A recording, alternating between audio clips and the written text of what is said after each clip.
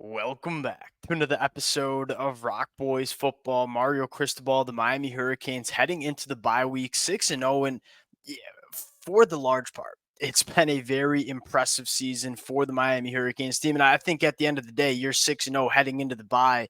That's something to be fired up about because we saw a lot of other really good college football teams pick up some losses over the last couple of weeks. And has Miami played their best football the last 2 weeks? No, probably not. That being said, I want to look into, what's been going well with Miami, but I also want to talk about some of the things that they're going to need to clean up if they want to go win an ACC championship, if they want to go compete in the college football playoffs, where you look at this roster, you look at when this Miami Hurricanes team is playing at their best. Take a look at the second half against Cal.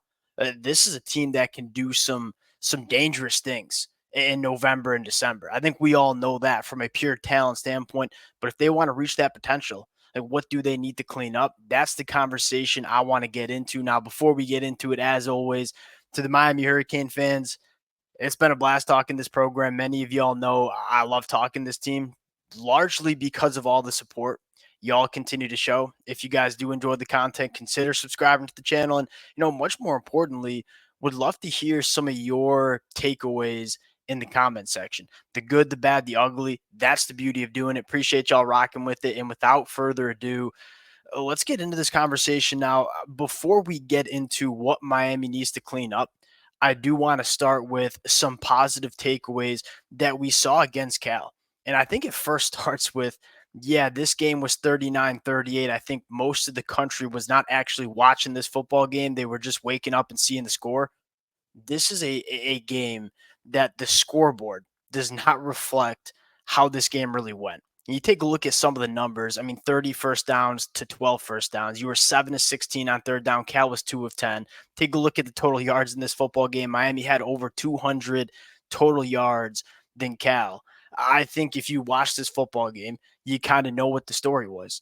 Miami, from a down to down basis, was significantly the better football team. But when you throw a pick six, when you give up 4 plays of over 50 yards, it's really hard to run away with the football game. And that's kind of what we saw late Saturday night with this Miami Hurricanes team, which it has to get cleaned up, right? You can't make those catastrophic mistakes and expect to win every single week. You have to be able to limit those. Want to talk about how Miami can limit those, but I do want to show just an interesting graph. And many of y'all know I ain't much of a numbers guy, really struggle in high school with the math classes. That being said, Parker Fleming, Stats of War on Twitter. He's a brilliant mind when it comes to numbers, and he releases this chart every single week in terms of measuring how successful teams were, right? And this is a chart where basically you're looking at from a down to down basis, did you win that play? And you look at Miami and say they were the fifth most dominant team that we saw on Saturday. Now it was only a 1 point win, but from a down to down basis, Miami really did excel. And I think this graph kind of displays that.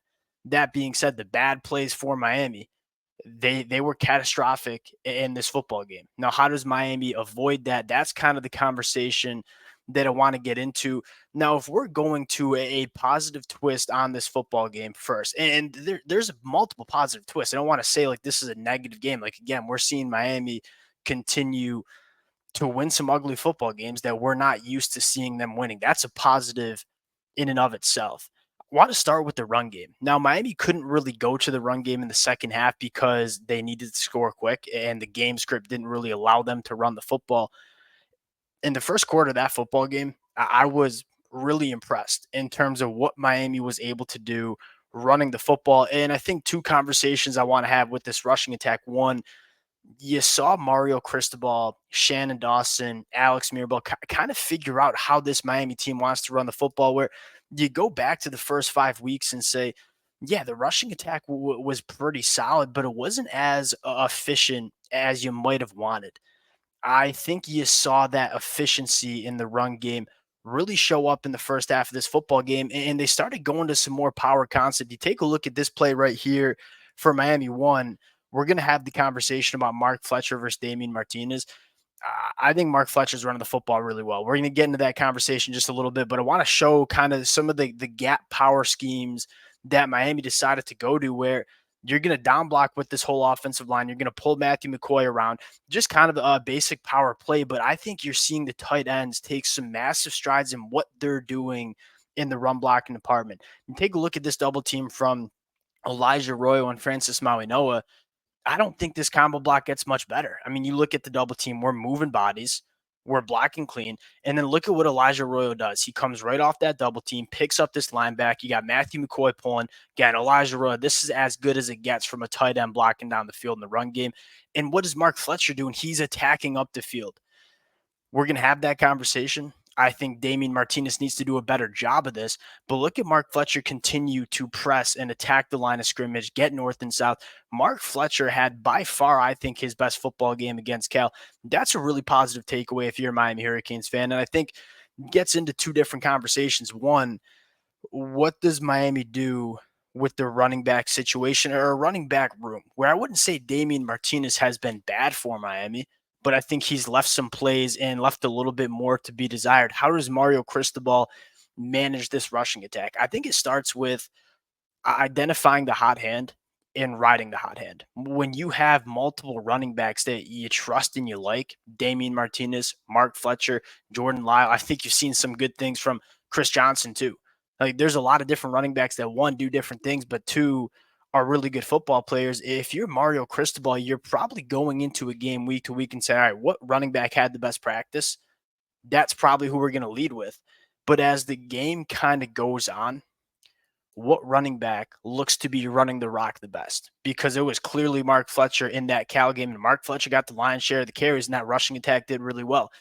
I feel like at some times we're sticking with Damian Martinez when he's not really having a great game and say, hey, if Damian Martinez isn't having a good game, that doesn't mean he's a bad running back. But let's see with Mark Fletcher or let's see with Jordan Lyle. Let's see if they can give us a spark in this rushing attack. Because quite frankly, I think Mark Fletcher's probably been the best running back in this room through the first half of this football season for Miami. I think the run game is really important for two different things because it gets into our Cam Ward evaluation. What went wrong with Cam Ward in the first half and kind of bled into that second half in the third quarter? The things that we had concerns with coming from Washington State, the hero ball. Cam Ward wasn't really taking what was there. I think he felt like he had to go win this football game for this Miami Hurricanes offense, which it's really nice to know you have a quarterback that can do so. And we saw that in the second half. That being said, you don't have to do that every single game. And I think if you can give Cam Ward that steady rushing attack where you can lean on a rushing attack at times in a football game, that's really going to help settle Cam Ward in and say, hey, Cam Ward, we know you can be a Heisman caliber quarterback. We've seen that throughout the first 6 games and every single one of the games we played. That being said, you don't always have to be that guy. And I think taking a little pressure off Cam Ward and giving him a run game and allowing him to kind of take what's there with the defense, that's only going to make Cam Ward better. And then again, we know Cam Ward can be that guy for Miami. That being said, you want to continue to allow him to feel that he doesn't need to play hero ball for Miami like he did at Washington State. And those habits are hard to break because, quite frankly, he had to be the hero for Washington State. That team was not very good outside of Cam Ward. And so he's kind of used to having to be the guy.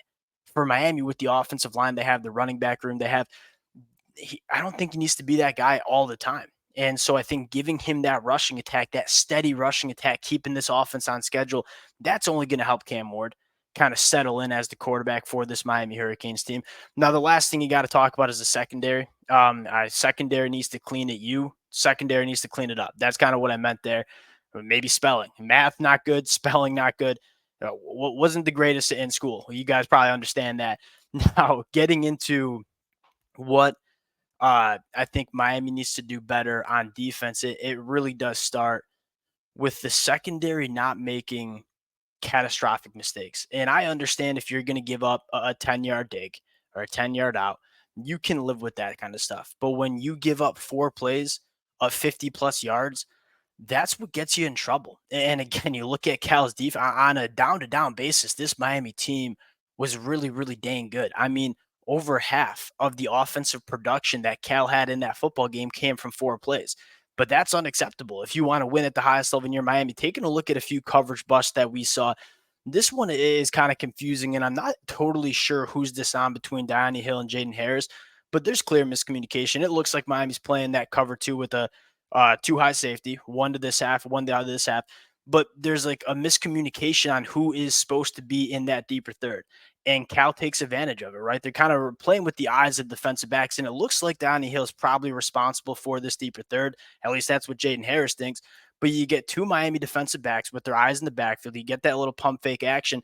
Donnie Hill freezes. I mean, bad eye discipline.